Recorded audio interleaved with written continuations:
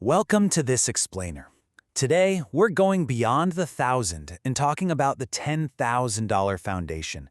We're going to look at what it actually takes to build real financial security in today's world. And, well, we're going to shatter some pretty outdated financial myths along the way. Okay, let's dive right into a scenario that might feel a little too familiar.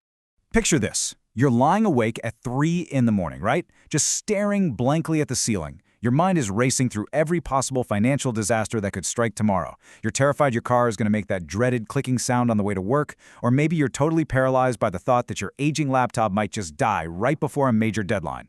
It's a heavy, suffocating feeling, isn't it? Just a constant hum of background anxiety. Now, in those moments of late-night panic, you might actually comfort yourself with that standard $1,000 starter emergency fund. It's been preached for decades as the ultimate first step. But looking closely at the data today, I need to impartially tell you that this standard safety net is, well, it's a complete illusion. It simply doesn't do what we think it does anymore. Think about it. That old rule used to signal financial responsibility. A generation ago, $1,000 could genuinely bail you out of most everyday jams. But here in our 2026 reality, inflation has systematically shrunk that security blanket. It's been eroded to the point where it barely covers your toes, let alone provides a protective shield for your whole life. The economic landscape has shifted dramatically, but we're still clinging to this baseline that was established years ago.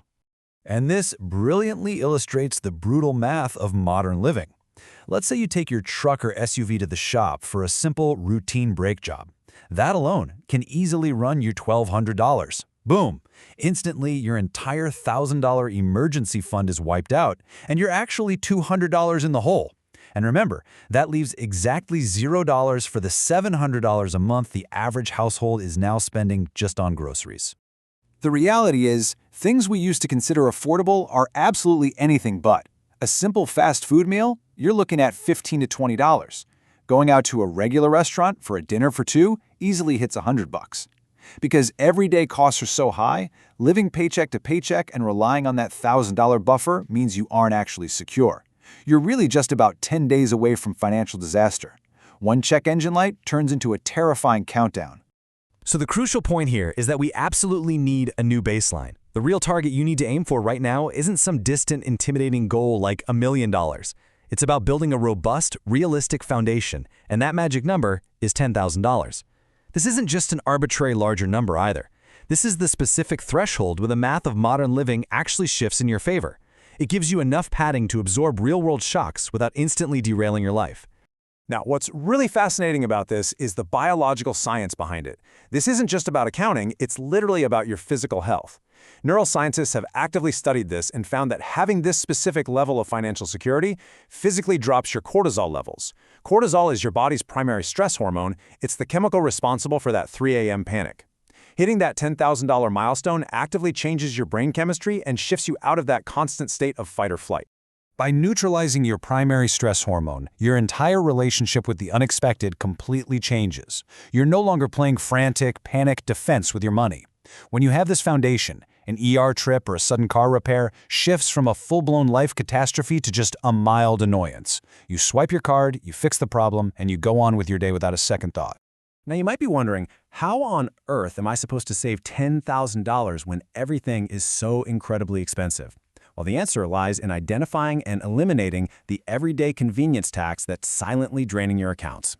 We're talking about the 5 or 6 streaming services you pay for but rarely use, those gym memberships just gathering dust month after month, the overpriced garbage we buy on impulse, and those $100 restaurant dinners.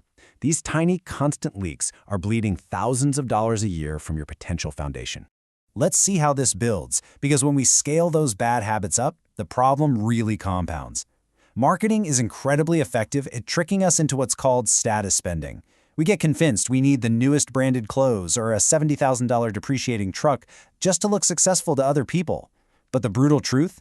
Financing a massive asset like that doesn't make you successful. It really just buys you 5 guaranteed years of being broke.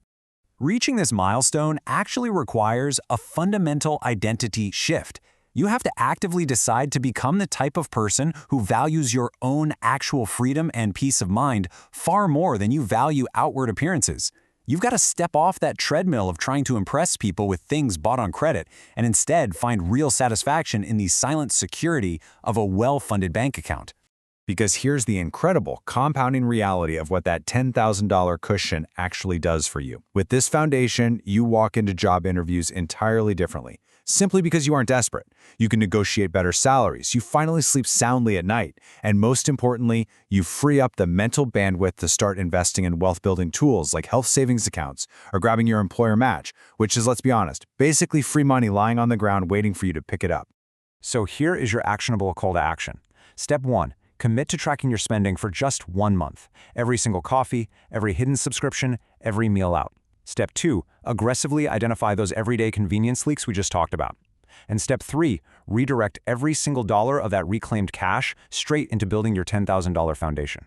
It all comes down to a clear choice between two paths. You can choose the trap of just looking wealthy by surrounding yourself with depreciating assets and living right on the edge of a crisis, or you can make the conscious decision to choose actual wealth, real security, reduced stress, and future growth. Don't end up a statistic in some foreclosure crisis explainer. Make the conscious decision to actually be wealthy instead of just looking wealthy. As we conclude this explainer, I want to leave you with a provocative question to kickstart your journey away from this illusion. You know you need that $10,000 margin. You know the convenience tax is draining you. So look closely at your life right now. To build real margin in your life, what is your very first cut going to be?